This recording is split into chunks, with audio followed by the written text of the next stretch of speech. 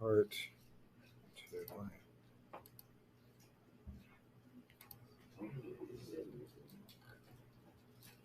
2. Roman Part 1.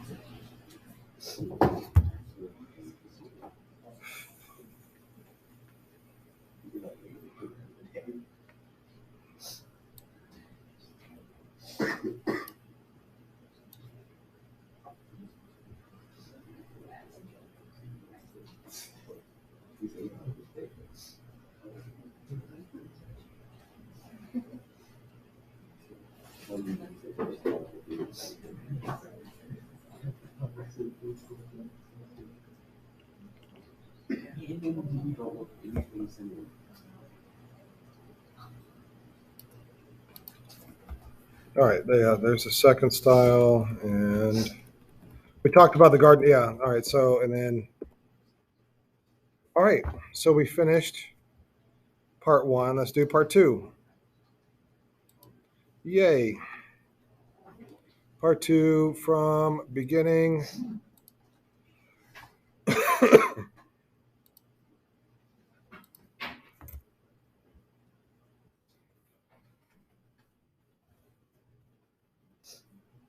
All right, so much art history, never enough time to see it all. So let's go run through the art museum.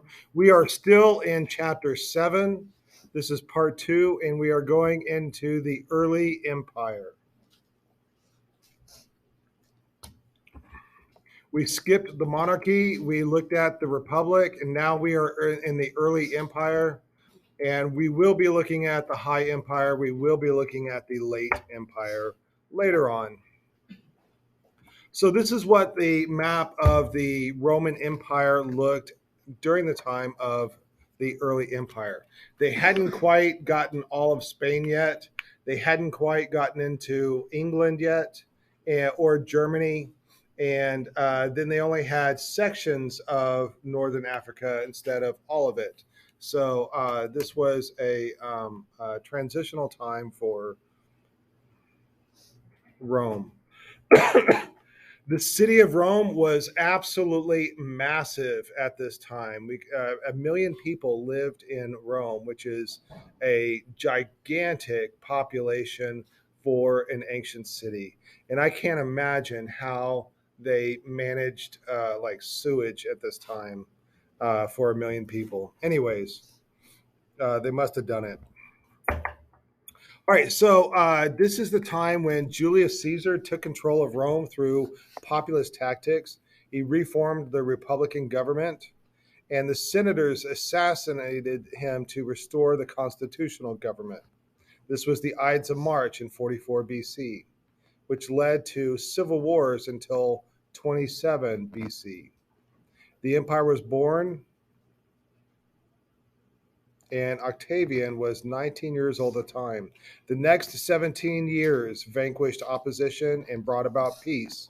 I want you to write this term down called Pax Augusta. PAX is one word. Augusta, Augusta, like August with an A after it. Pax Augusta. And that means Augustan peace. Augustus Caesar brought about a time of peace for the empire. And what happens during peacetime in civilizations? They make art, right? They don't make art during wartime, they make art during peacetime. So it's a time of making art. All right, during the Pax Romana, it came to be called the Pax Romana, like Roman peace.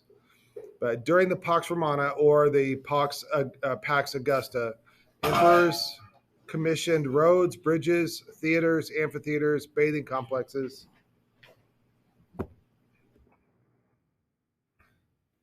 We have been studying the Roman Republic here, and then there's this period of civil wars, and then begins the empire. So, our first work of art in the empire is the Augustus of Prima Porta, and is in this hall, and there we are. I put in this picture to give you an idea of how large this artwork is. It's a little bit over life size.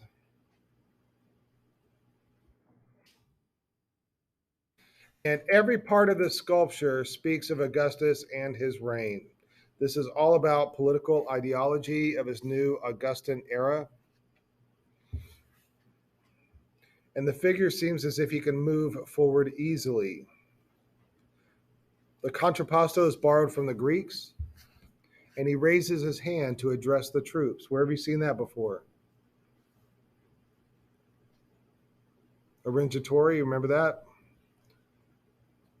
So they borrow from both the Greeks and the Etruscans. Originally, this was a bronze sculpture meant for a public space. The marble copy was meant for a private space, but the bronze sculpture has been lost to history. And this sculpture was displayed in his wife's villa, her little palace. Now, if you look at the face of Augustus Caesar, no longer are we doing veristic portraits or truthful portraits. So that is over. That is very specific to the Roman Republic and not the empire. Caesar or Augustus Caesar wants him to be seen as a god, as eternal, as always youthful. So he is portrayed like that. He was much older when this sculpture was made, but it's made to look like he is eternally youthful. And leadership is no longer defined by age like it was in the Republic.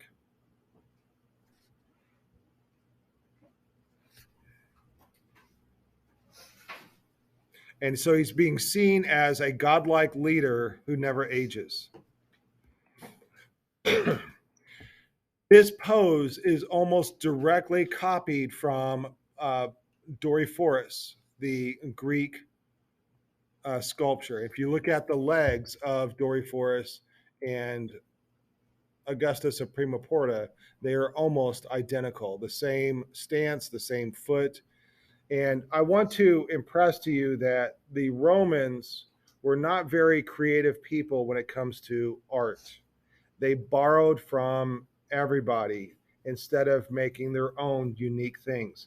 It's almost like they borrowed bits and pieces from other cultures and then like melded them together, almost like what we saw in the temples. They borrowed from the Greeks, they borrowed from the Etruscans, and they mashed them together, and out comes the Roman temples. I also want to point out this is Cupid.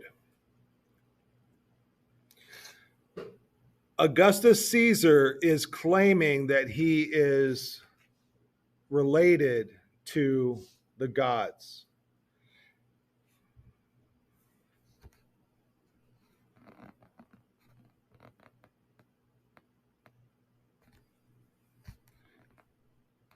Aeneas, one of the founders of Rome, was the son of Anchises and Aphrodite. Everybody knows who Aphrodite is? Goddess of love and, beauty. Well, Aeneas is one of the ancestors of Augustus Caesar.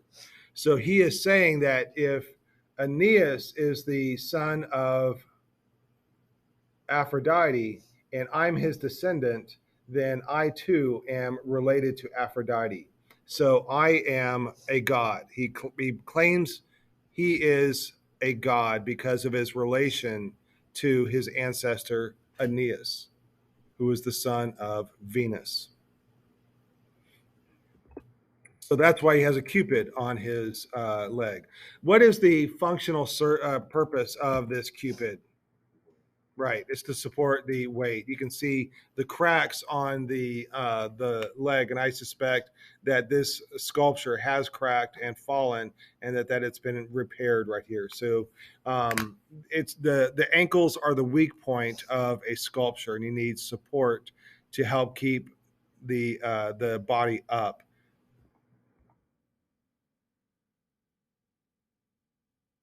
Now, a little bit of history. The Romans were at war with the Parthian Empire.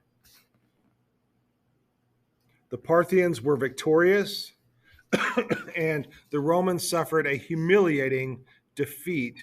And the Parthians took a bunch of Roman standards. I've talked about standards before when we looked at the standard of Ur. The Romans would carry these standards into battle, and different standards would have different messages, and stand for different groups of soldiers. So if you are in the middle of battle and it's complete chaos, you can look above the chaos and see your standard for your group and follow that. And that's how they organize battle. After a while, standards became flags, and then people would fight over the different sides would fight over the flags. If your flag was still flying, then your side was doing well. And so the goal is, there's that child's game of capture the flag. Well, I think this is where it came from. You try to capture the enemy's flag. So back to the sculpture of Augustus of Prima Porta. He is wearing a cuirass, which is an armored breastplate. And on this cuirass, there's lots of stuff to talk about. This whole cuirass is propaganda for Rome. So if we take a look at the center figures, we have a Roman goddess, a personification of Rome. And then here are the Parthians, and they're holding the a standard of Rome, and they are giving it back to Rome, because after the Parthians won in the battles and took all the standards, Rome went back and crushed the Parthians and got their standards back. So Parthian is handing over a standard. There were over 100 standards returned to Rome. The Roman standards have an eagle at the top. And the Parthian wears a beard, which Romans did not. Romans tended to shave, especially in this early empire phase. And they wore baggy clothes. He is dressed like a barbarian. Down below is Tellus, the goddess of earth, with two infants. Earth holds an overflowing cornucopia. There's the cornucopia right there. So Earth is giving people lots of food. The sky is holding up the clouds, and it represents peace. Over on the left side is Apollo playing a lyre because he's the god of music. Over on the right side is Diana on her stag. Do you remember the 12 labors of Heracles, that the stag that Heracles had to go find with the golden antlers? All right, that's this one right here. Or it was one of five. So it's either, this is the one that Heracles found, or it's one of the others, one of the other five. Down in the corners or just under the chest are a couple of captives wearing those baggy clothes. And he holds the same pose as a Rengatori, and in that he is addressing a crowd. It shows leadership. And of course, it was polychrome, making it ugly. All right, moving on. So Augustus Caesar was the first emperor of Rome, and it ushered in a new era of peace. And here he is coming back with with the standards that were stolen that he went and got back. And to honor that, they created the Ara Pacis Augusti. It's one of our next artwork.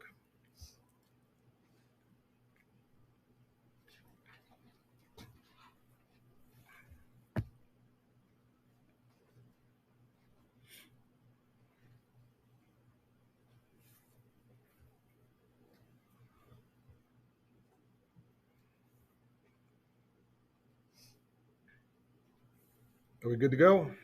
Anybody need more time? All right, so we're going to take a quick look at the museum. So, you know what I'm going to do before? I'm going to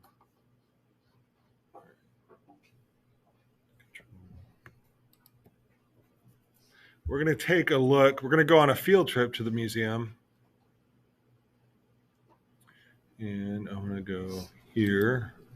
All right. And so this is a pretty cool piece of technology that we can look around. So we have just come through the museum here, and notice how much light is in this museum. It's all glass walls, so that this Aropakis augusti is all lit up. Even the skylights help to light up this object. Right. That's one thing that I wanted to show you. Then the next thing that I wanted to show you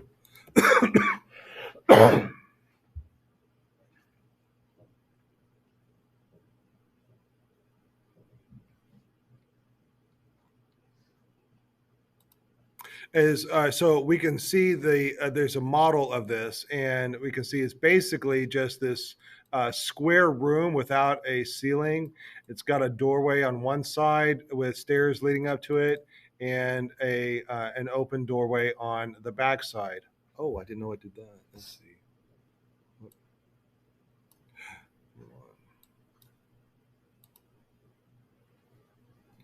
I'll make it go. Oh, okay. Right. And all around the outsides are relief sculptures that we will look at in just a moment. On the inside is an actual altar. All right, so I showed you what this looks like in 3D. So let's get back into. All right, that worked much better than last time. I also kind of think that if I show you guys videos, I might back out of the slideshow. Anyways, Aropakis is Latin for altar of peace. The Senate voted to create an altar to commemorate the peace established in the empire. So if we get closer, and then do you see these highlighted parts right here? These are the original parts of the Aropakis Augusti. The rest of it has been lost to history. So a lot of this is reconstruction. If we compare the figures on the Aropakis to the figures on the Parthenon frieze, the Parthenon frieze figures, these are all anonymous people, whereas on the Aropakis, these are all very specific people. Every one of these faces is a portrait of somebody specific. um, there's a lot of symmetrical patterns. If you draw a line down the middle here, it's the same on both sides. And it's a very floral pattern as well, with these swirling lines and flowers and leaves. And there are over 50 different plant species on the Aropakis, and the details make them identifiable. So people have been able to identify specific flowers and leaves. Like that's an acanthus leaf right there in the center. There are also animals all over the Aropakis. You can see the frog over on the left, the lizard in the center, and the little birdie on the right. um, a pilaster is very much like an engaged column, but columns are cylindrical, whereas a pilaster is flat. Right? And then on the dividing between the upper register and the lower register is a meander, and a meander is a Greek type of pattern. But then let's focus on the upper level. These are the upper registers. These have narrative friezes. That means they tell stories. So this is possibly Aeneas, the founder of Rome. Here we have a personification of Rome and a personification of peace. And then compare the fabric on the Aropakis to that from the Parthenon, and it's almost identical. Like they really looked at how the drapery folds around, how the sculptors of the Greeks made it look like the drapery wraps around the body. You can really see the body underneath the fabric. And then on the left and the right of peace, we have the winds of the earth and the winds of the sea. And the winds of the earth, she's riding on a goose, which I think is totally cool. And then this other one is riding on a dragon, which is even cooler. And then down below, we have an ox and the sheep, which represent peace and harmony. And maybe it's the fact that they're not fighting with each other or that one isn't bullying the other that it shows peace and harmony. And then we have a procession along the side, and very much like the procession that we saw on the Parthenon frieze. And again, like I was saying before, is that these figures are all portraits. This is not just anonymous people, these are very specific people. These priests are identified by their veils on their heads. And you can see they are wearing laurel leaves around their hair as well. And I'll be telling the story of that, I think, next semester. Again, these people are being identified by experts. Here we have Augustus. Livia is his wife. There's his son, Gaius Caesar. Again, these people are being identified.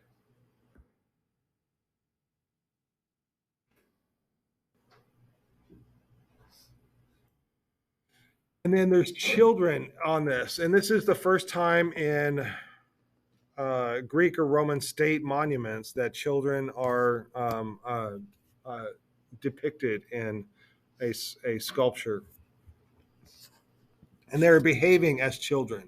They are restless and they are not paying attention to what is really going on. And this one is asking maybe possibly to be picked up and held, or maybe it's that they are the child, wants something to eat. And as usual, it would have been polychrome.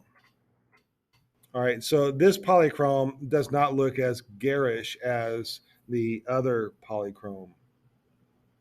All right, and then moving on from the Areopagus Augusti, I want to tell you a little bit about Domitian.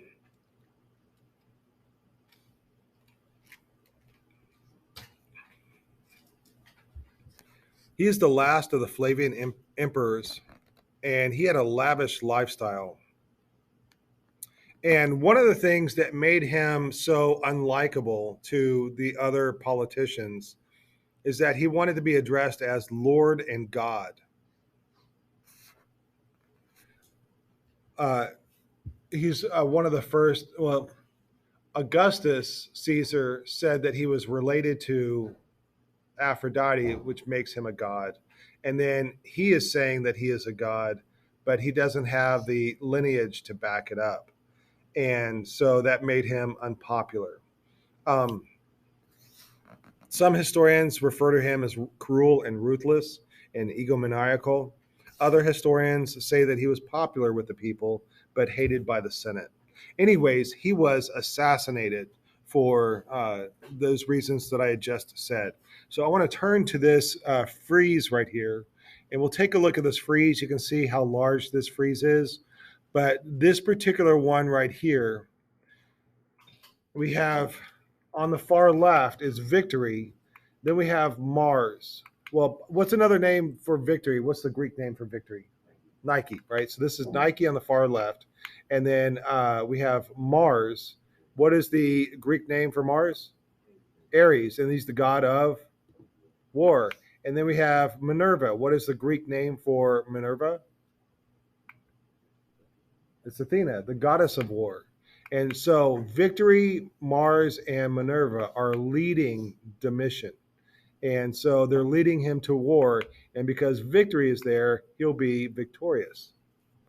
And then on this other side is the personification of Rome. So Rome, this is a an allegory of the Roman people. The Roman people are pushing him to war, and so they are supporting him.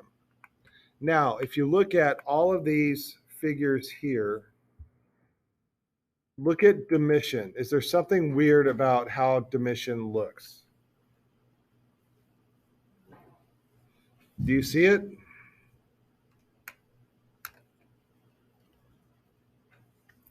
Somebody got it in fifth period yesterday. Look at Domitian's head.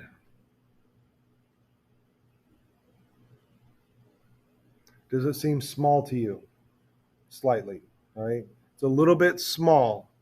And the reason for that is that this whole frieze was made for Domitian, but that is not Domitian's head.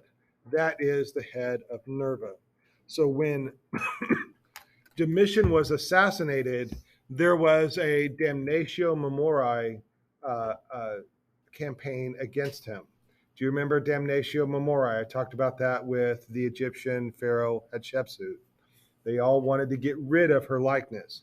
Well, instead of chiseling him off of this frieze, they just changed his face to that of Nerva. So it's Nerva going to war. It's Nerva being pushed by the Roman people. It is Nerva that is the hero of this image.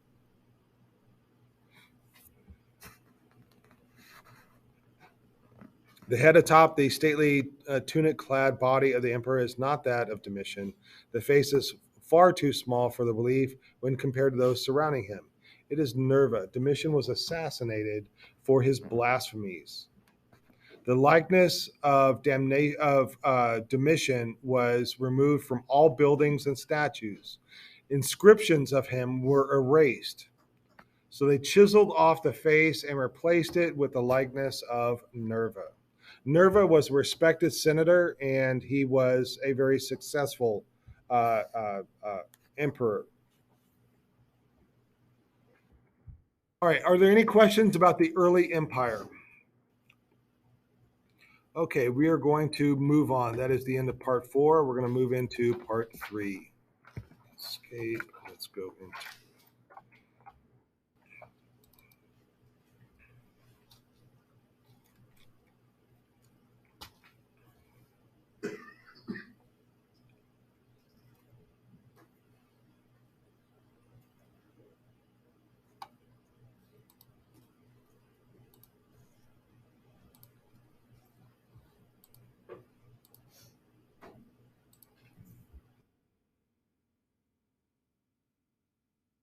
All right, so much art history, never enough time to cover it all. So let's go run through the art museum. We are still in chapter 7. We're starting part 3, the High Empire. So we ignored the monarchy and we looked at the republic.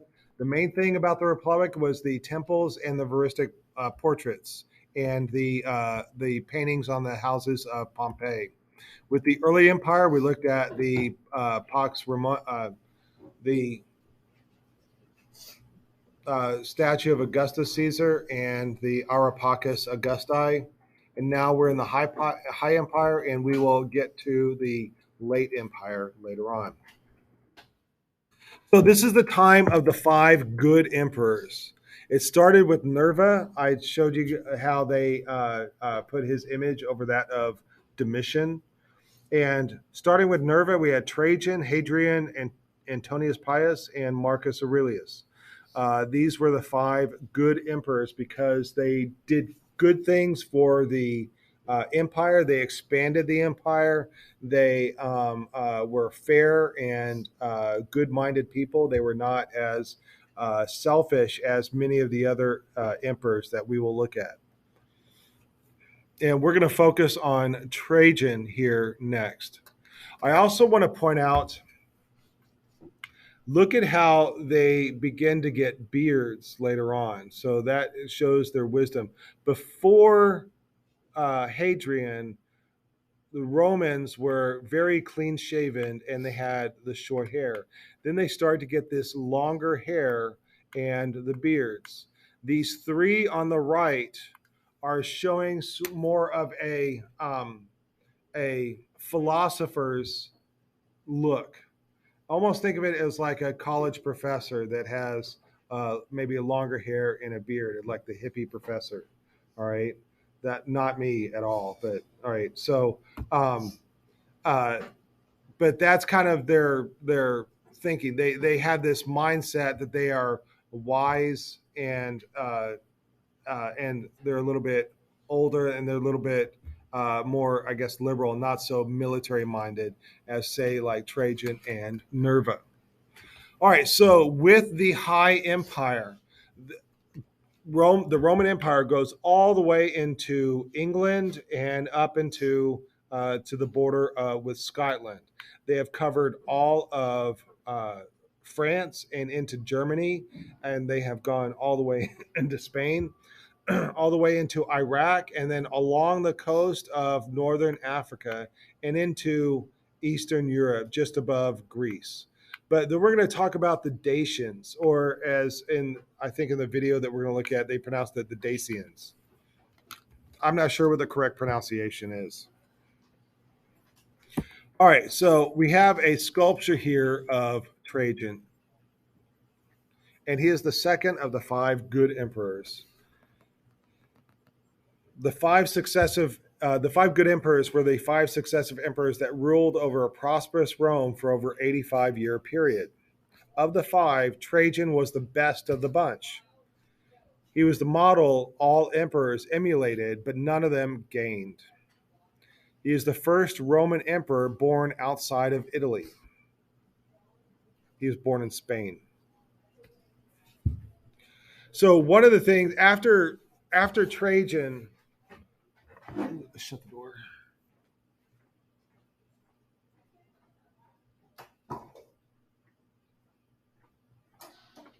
After Trajan was the ruler, the um, the senators hailed each new emperor by wishing that he be luckier than Augustus and better than Trajan. So that was their saying. And he's always portrayed as a middle-aged man who never ages. Okay, so this is Dacia or Dacia, it's modern day Romania. And they were a nuisance to Rome off and on for a few centuries. The previous emperor Domitian failed to attack the Dacians. And so it was an embarrassment for Rome. So the Rome went in, Trajan went in to take care of the Dacians once and for all. So the war went really well for the Romans, and the Dacians sued for peace. And the Dacians even had to build the bridges to get the Romans back home after the war, after they sued for peace. Okay, so uh, it's 8:01. I'm going to stop here for the day, and we'll look at the different forums tomorrow. Are there any questions about anything? I mean, any assignments? Any notes?